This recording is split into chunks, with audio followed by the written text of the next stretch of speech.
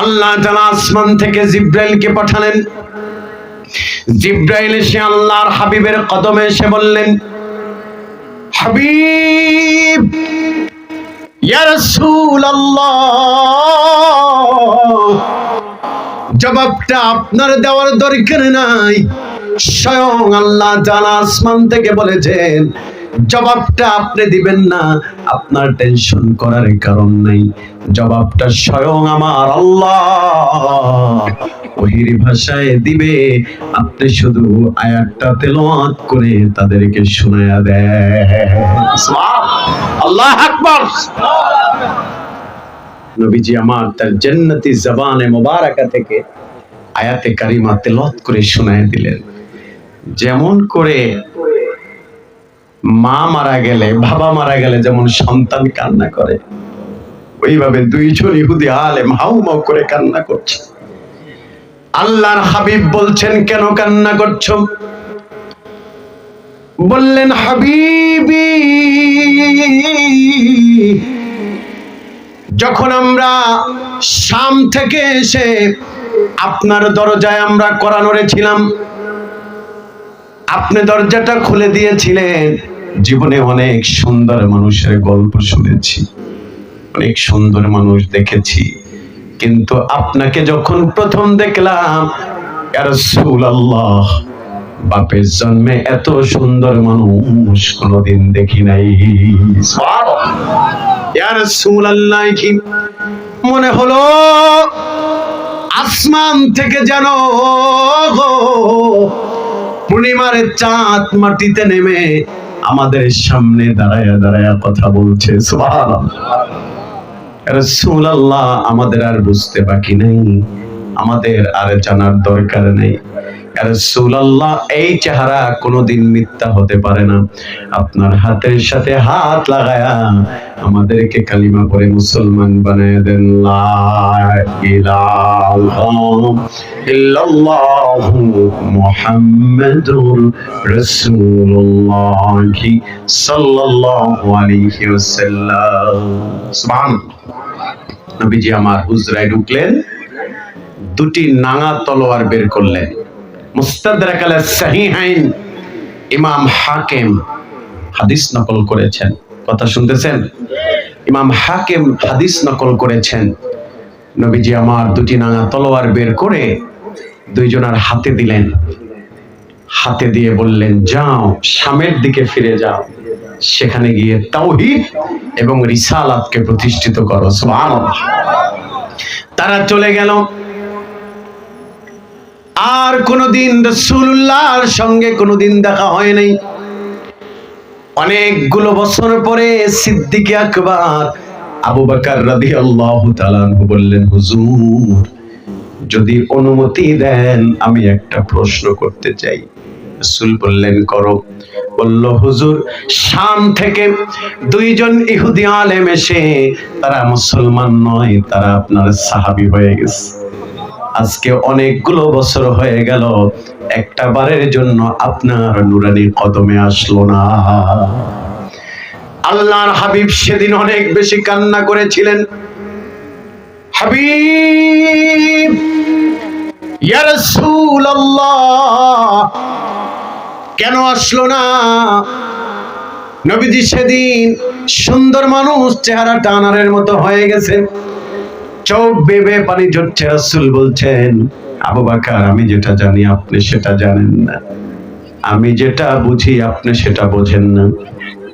ওদের সাথে আর কোনোদিন আমার দেখা হবে না।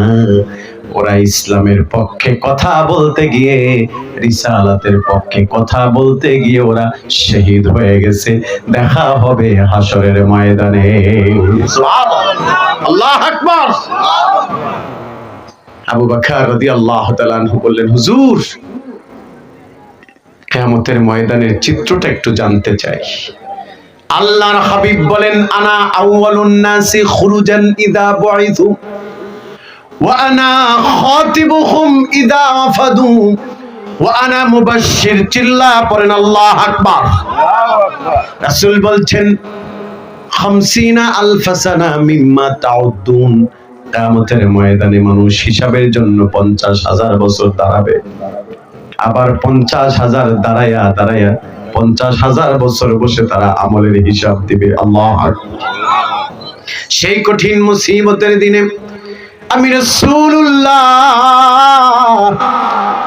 আমি আমার উম্মতের জন্য নাজাতের জামিনদার হয়ে যাব। সুবহানাল্লাহ।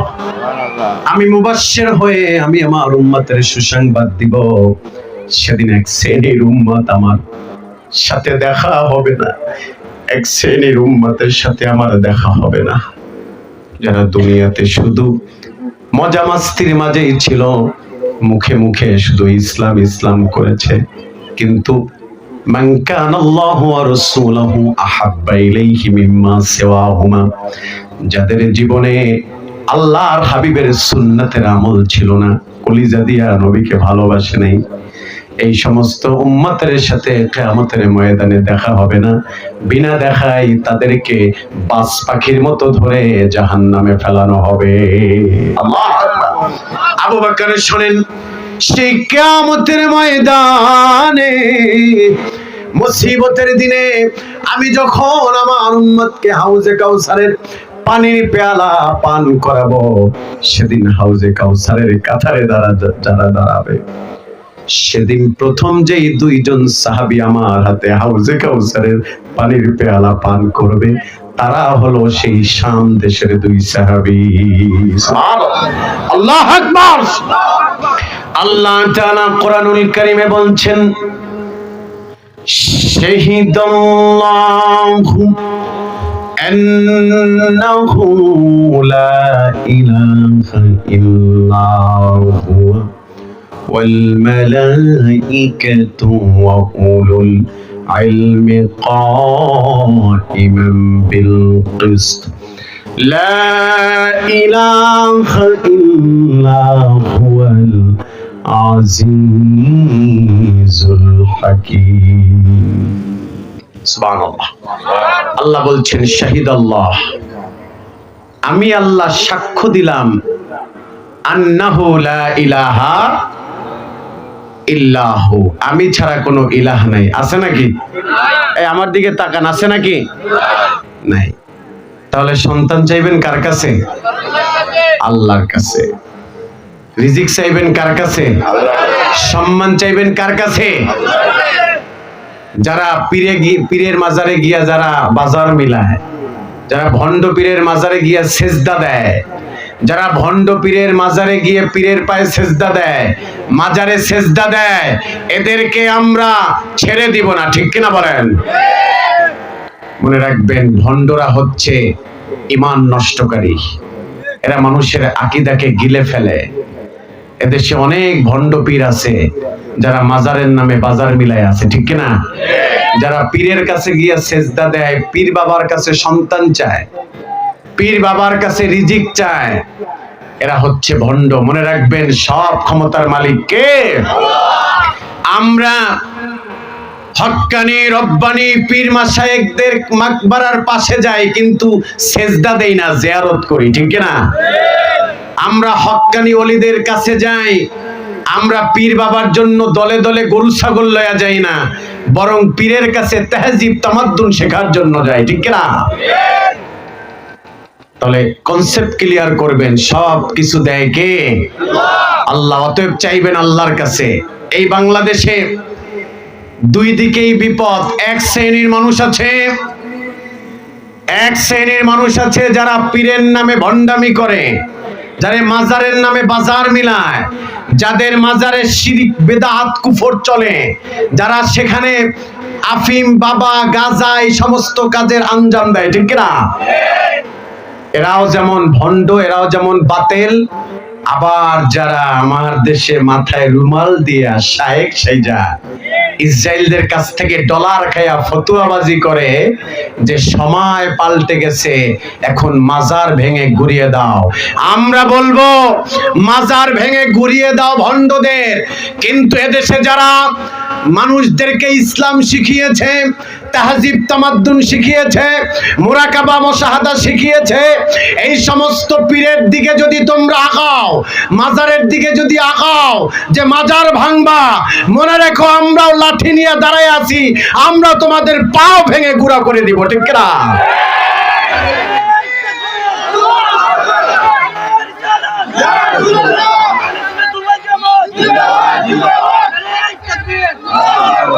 মাজার ভাঙবা কয় সময় পাল্টে গেছে, এখন আমাদের ক্ষমতা। বেটা তোর ক্ষমতার খাতা পড়ি বেটা। এদেশে কাদেরকে দিয়া সিন্নি খাইলা আর মোল্লা চিল্লা না, ঠিক না? ওলিদের মাজার ভেঙে ঘুরিয়ে দাও, আইসো মাজার ভাঙতে, তোমার ওর ঠ্যাং ভাঙে আমরা বুড়া করে দেবো, ঠিক না বলেন? এদেশে মানুষদেরকে ইসলাম শিখিয়েছে জোনপুর, ফুরফুরা, ফুলতলি, সেরসিনা, সোনাকান্দা, মৌকরা, এরা এদেশের মানুষদেরকে তেহজিব তামাদ্দুন শিক্ষা দিয়েছে, ঠিক না? আজকে তোমরা বেটা হাম্মক ইসরায়েলদের কাছ থেকে ডলার খায়া এখন ফতুয়াবাজি করো যে মোনাজাত লাগে না, ঠিক না? ফতুয়াবাজি করে 20 রাকাত নামাজ লাগে না, 8 রাকাত পড়লেই হয়, আছে না নাই? আমার মনে হয় রমজান মাসে যত জুতা চুরি হয় সব এই 8 রাকাত ওয়ালারাই জুতা চুরি করে, ঠিক না? নাহলে যায় কই জুতা? আমরা তো 20 রাকাত তারাবি পড়ি, তাহলে আমগো জুতাগুলো চুরি করে কারা? ওই 8 রাকাত ওয়ালা, ঠিক না বলেন? বেটা এই জমিন হচ্ছে মুসলমানদের জমিন, এটা হচ্ছে, এই মাটি হচ্ছে আহলে সুন্নাত ওয়াল জামাতদের ঘাঁটি, এই মাটি হচ্ছে নবীর প্রেমিকদের মাটি, ঠিক না? কয় কবর জিয়ারত জায়েজ নেই, আসে না চোরগুলায় ফতুয়াবাজি করে পিছনে পিছনে, কিন্তু হক্কানি আলেমদের সামনাসামনি হয় না, ঠিক না বলেন? আহাম্মক বেটা কোনায় বসে ফতুয়াবাজি করে, পারলে আয় না আমাদের সামনে, ঠিক না বলেন? কয় মোনাজাত লাগবে না, বলে তারাবি 8 রাকাত, বলে কবর জিয়ারত নাই, বলে মুরাকাবা মুশাহাদা দরকার নাই, বলে আবার রিসেন্টলি আমরা শুনতে পেলাম সায়েন্স জার্নালের ভিতরেও এই তথ্যটা আমরা পেয়েছি যে তারা বলছে ওই ইসরায়েলদের ডলার যারা খাইছে ওরা ফতুয়াবাজি করছে যে মানে করতে করতে এখন বলতেছে কালিমায়ও শিরিক। নাউজুবিল্লাহ, চিৎকার মেরে বলেন নাউজুবিল্লাহ। কালিমায় শিরিক কেন? বলতেছে আল্লাহর নামের সাথে নবীর নাম। নাউজুবিল্লাহ বলেন। অথচ আল্লাহ বলেছেন হাইসুমা যুকিরতু যুকিরতা মাই। রাসূল কি আযানে, কি ইকামতে, কি দুরুদে, কি সালামে, কি তাশাহুদে, কি তাওয়াক্কুলে, কি ইখলাসে, যেখানে আমি আল্লাহ সেখানে আপনি হাবিবুল্লাহ। সুবহানাল্লাহ। আজান থেকে নবীর নাম কেটে দিলে আজান হবে? কালিমা থেকে নবীর নাম কেটে দিলে ঈমান থাকবে? তাশাহুদ থেকে নবীর নাম কেটে দিলে নামাজ হবে? বলতেছে কালিমায় শিরিক। এই চোরগুলারে আমরা আসলে সামনে পাই না, বুঝলেন? এরা শুধু অনলাইনে লেখালেখি করে আর কোনায় ঘোষায় গিয়া আকরা বয়দায়া আকরা পাইতা আস্থানা গাইতা মানুষদেরকে গোপনে গোপনে এরপরে ইনজেকশন দেয়, ঠিক না বলেন? আবার গুগল শরীফ থেকে তারা পড়ালেখা করেছে। কোথা থেকে? গুগল শরীফ থেকে। এদেরকে যদি পান সাহেব বাড়িতে খবর দিবেন, বুঝছেন? এদিকে অনেক আলেম আছে, মঞ্জুর আহমদ খন্দকার, বিশাল জাইয়েদ আলেম, আইনুল হুদা সাহেব, চিনেন? এদেরকে পাইলে এদের কাছে নিয়ে যাবেন, তখন আব্বা ডাকবে 1000 বার, ঠিক না বলেন? আর ঢাকাতে পাইলে তো আমরাই তাসনসা করে দিতে পারি। ঢাকাতে তো চোরের মতো থাকে, বুঝছেন? ওদের দাদা বাবু গিয়ার তলারে পলাইছিল নৌকায়, এখন জেলখানায় আল্লাহ আল্লাহ জিকির করতেছে। চিনেন ওদের দাদা বাবুরে? চিনেন না? সালমান এফ রহমানরে চিনেন? এই মালে ওই ইসরায়েলদের কাছ থেকে ডলার আইনা এদেরকে খাওয়াইতো, এরপরে পালতো। এখন বেচারা টলারে বৈশা ওই যে নৌকা সাগরে মাছ ধরা ফিশের ভিতরে পালাইছে। যখন ধরা খাইছে কয় আমি একারে নেন কা, ওই যে আরেকটা চোর আছে ওইটারও লইয়া লন। কথা কন বেটা, ক্ষমতা দেখাচ্ছে এখন। এদেশে মানুষ মরে যায় নাই, ঠিক কিনা? এদেশের মানুষ অভিভাবক খারাপ হয় নাই। এদেশে এখনো জাইয়েদ আলেমরা আছেন। পারলে মাঠে নাম, দেখবো কত ধানে কত চাল, ঠিক কিনা? সম্মানিত হাজিরিন, আপনাদেরকে বলতে চাই, আল্লাহ তাআলা কোরআনুল কারীমে বলছেন, শাহিদাল্লাহ, আমি আল্লাহ সাক্ষ্য দিলাম, আন্নাহু লা ইলাহা ইল্লাহু, আমি ছাড়া কোনো ইলাহ নেই। আমি আল্লাহ আইনদাতা, আমি আল্লাহ রিজিক দাতা, আমি আল্লাহ লালনকারী, আমি আল্লাহ পালন কর্তা। সুবহানাল্লাহ। এরপরে আল্লাহ বলছেন ওয়াল মালাইকা, ফেরেশতারা সাক্ষ্য দিয়েছে। এরপরে সাক্ষ্য দিয়েছে ওয়া উলুল ইলম, জ্ঞানবানেরা। কাইমান বিল কিসত, আল্লাহ বলছেন আমি সত্যের উপরে, ন্যায়ের উপরে, স্বচ্ছতার উপরে আমি আল্লাহ দণ্ডায়মান। সুবহানাল্লাহ। এবার আল্লাহ তাআলা যেন কান ধরে বলছে, হে আমার গোলাম,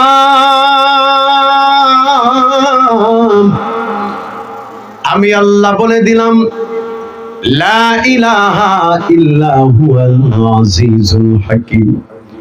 আমি আল্লাহ আবারও বলে দিলাম, আমি ছাড়া কোনো ইলাহ নেই। গোলাম, জীবনে যা কিছু চাইতে হয় আমি আল্লাহর কাছে চাইবি। আমি আল্লাহ পরাক্রমশালী, আমি আল্লাহ প্রজ্ঞাময়। সুবহানাল্লাহ। আমি আর কথা বেশি বাড়াতে পারবো না, 2, 4, 5, 10 মিনিট কথা বলবো, একটু শুনবেন তো? এই আয়াতের একটা সাবাবুন নুজুল আছে না নাই? কথা বলেন, শানে নজুল আছে না?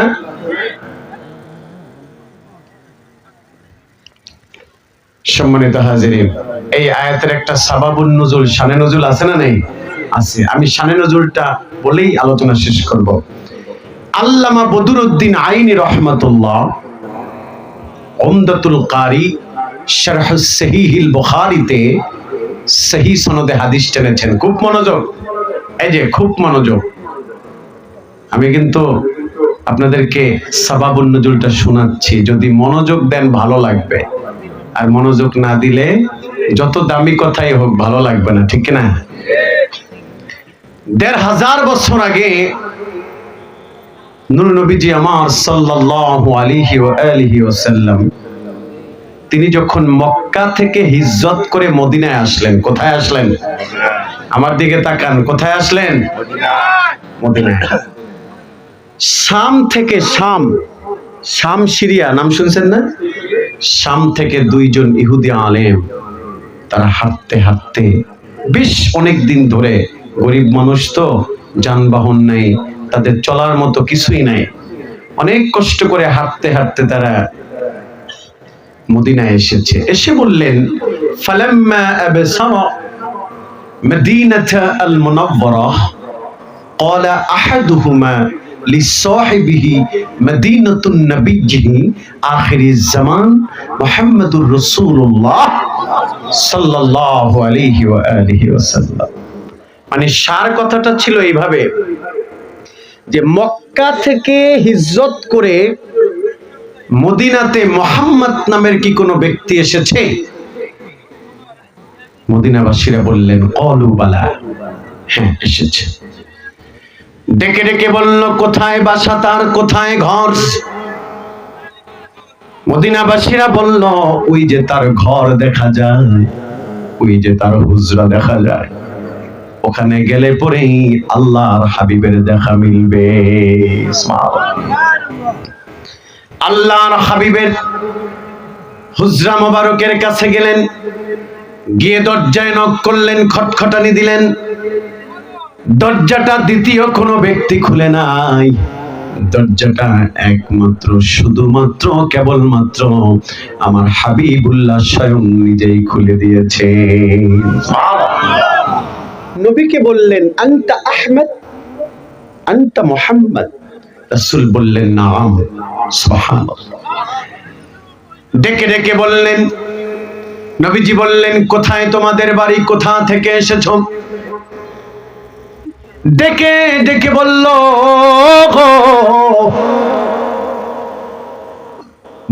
ইয়া রাসূলুল্লাহ, আমরা শাম থেকে এসেছি। আপনার আকাশচুম্বী মর্যাদার কথা আমরা তাওরাত কিতাবে পড়েছি এবং আমরা শামে বসে ব্যবসায়ীদের মুখে আপনার অনেক প্রশংসা শুনেছি। একটা মাত্র প্রশ্ন নিয়ে এসেছি, যদি আপনি জবাব দিতে পারেন বিলম্ব করব না, আপনার হাতে হাত রেখে কালিমা পড়ে মুসলমান হয়ে যাব। নবীজি মুস্কি হেসে দিয়ে বললেন, সালানি কিংবা সালুনি, প্রশ্ন করো। এবার ডেকে ডেকে বললেন, আইয়ু শাহাদাতিন আযামু ফি কিতাবিল্লাহ, আপনার উপরে যে আসমানি কিতাব এসেছে, যুগে যুগে নবীদের উপরে যে সমস্ত আসমানি কিতাব এসেছে, সমগ্র কিতাবকে এক করে আপনি যদি এক কথায়, এক বাক্যে আপনি যদি আপনার স্রষ্টা, আপনার মালিকের পরিচয় আপনি দিতে পারেন, বিলম্ব করব না, হাতে হাত রেখে কালিমা পড়ে মুসলমান হয়ে যাব। নবীজি একটু কনফিউজড হলেন যে কত সহজ ভাষায় জবাবটা দেওয়া যায়। দেখতেছেন কে? একটু হৃদয় থেকে বলেন না কে?